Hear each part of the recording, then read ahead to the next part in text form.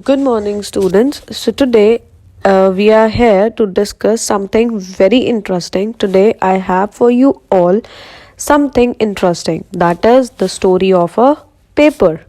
So, students, have you ever given a thought to the fact that the notebook you use for writing has come to you after a long process of manufacturing? It started his life as a part of a tree which was cut down and transported to the pulp mill. There, the wood of the tree was processed and converted into wood pulp. Then, children, this wood pulp was mixed with chemicals and finally changed into paper by various machines. And this paper found its way to the press where ink made from chemicals was used to print various lines on the pages that you people see and write on. And the pages were then bounded in the form of a notebook, packed and sent to the market for sale, which is finally in your hands, which you use in your everyday life. So, do you see? A single object that you people are using in your daily life, which is making your daily life activities easier, goes through a multiple stages that involves various kinds of steps before becoming a final product. So, students, our today's chapter also deal with such things, that is industries. In today we'll be starting with our next chapter of geography, chapter number 5, industries, in which we'll be studying about various activities that takes place that are necessary for changing raw material into the finished goods that we human beings could consume. So, students, secondary activities or manufacturing is changing raw material into products of more value to the people. Just like raw material, if I talk about a tree, that would be of no use to you people, but if that tree is converted into paper, it is of so much use for us. So these secondary activities, they transform raw material into products of value to the people. And as you have seen that pulp changed into paper and paper into a notebook, these represent the stages of the manufacturing process. The paper made from pulp and the cloth made from cotton have had value added to them at each stage of manufacturing process, and in this way the finished products has more value and utility than the raw material that it is made from. जो raw material की value है, it is less. The use and value of raw material is much lesser as compared to the finished products. Then next we'll be discussing about the term industry. So children, industry refers to an economic activity that is concerned with production of goods, extraction of minerals and provision of services. That means we'll be producing goods, we'll be extracting minerals and we'll be providing services. So thus we have iron and steel industries for production of goods, coal mining industry for extraction of coal, whereas tourism industry as a service provider.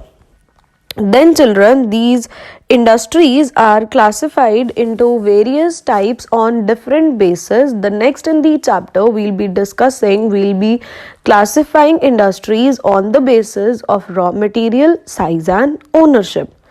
So students, very firstly on the basis of raw material. So on the basis of raw material, industries are classified into 4 different categories, namely agro-based industries, mineral-based industries, marine-based industries and forest-based industries. Let's find out about all these 4 one by one. So students, agro-based industries use plant and animal-based products as their raw material. For example, food processing, vegetable oil, cotton textile, dairy products and leather industries are examples of agro-based industries. These are the industries which get their raw material from the agricultural activities.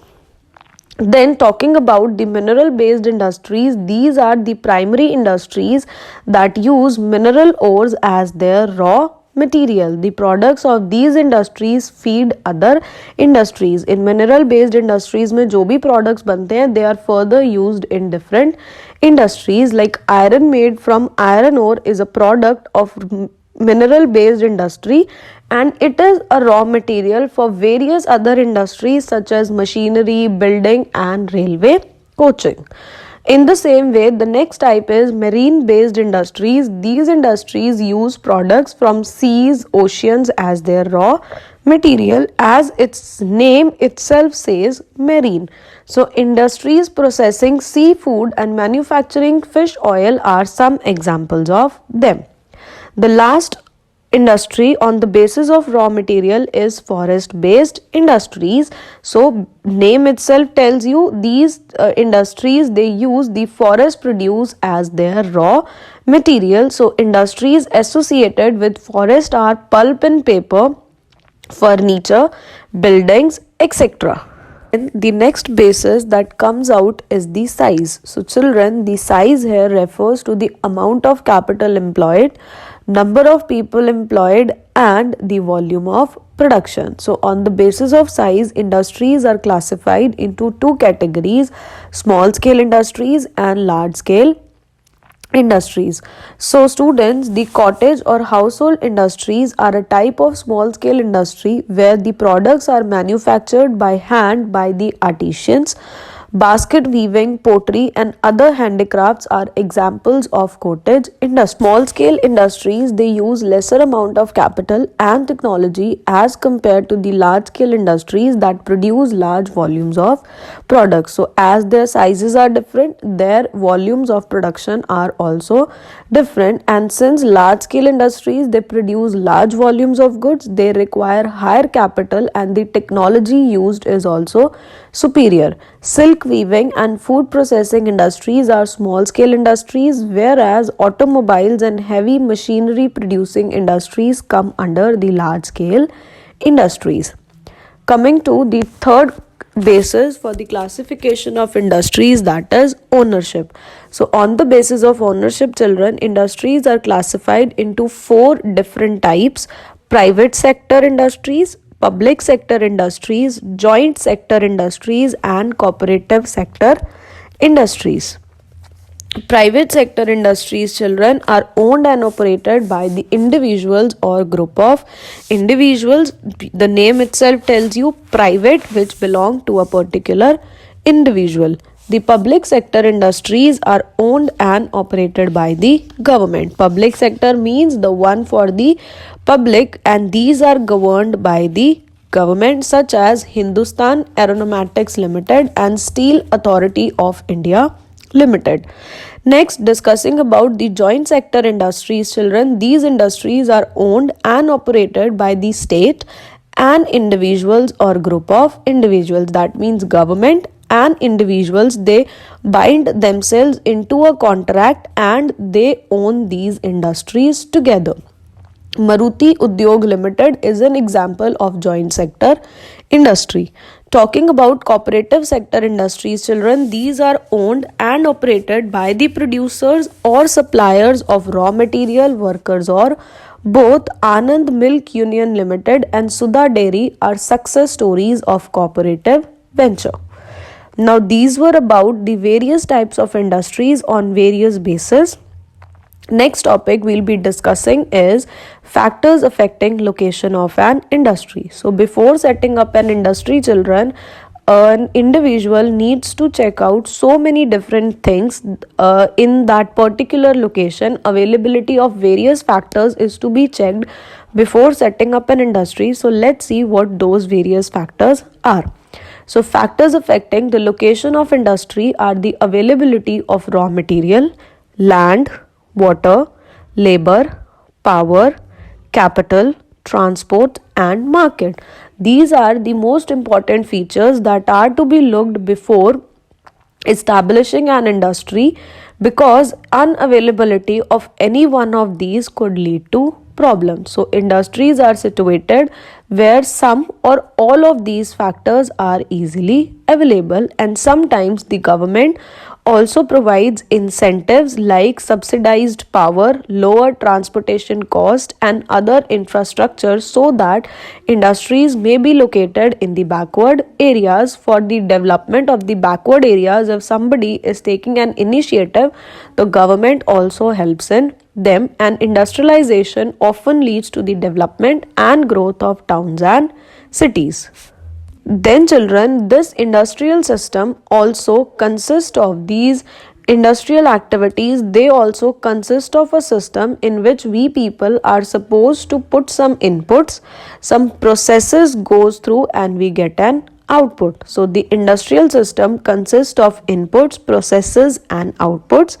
The inputs for the industries are the raw material, labor, and the cost of land, transport, power, and other infrastructure, whereas the processes include a wide range of activities that convert raw material into finished products, and the outputs are the end products and the income which are earned from that production. In case of textile industry, the inputs may be cotton, human labor, factory, and transportation cost, whereas the processes may include ginning, spinning, weaving, dyeing, and printing, and the output is the shirt you wear.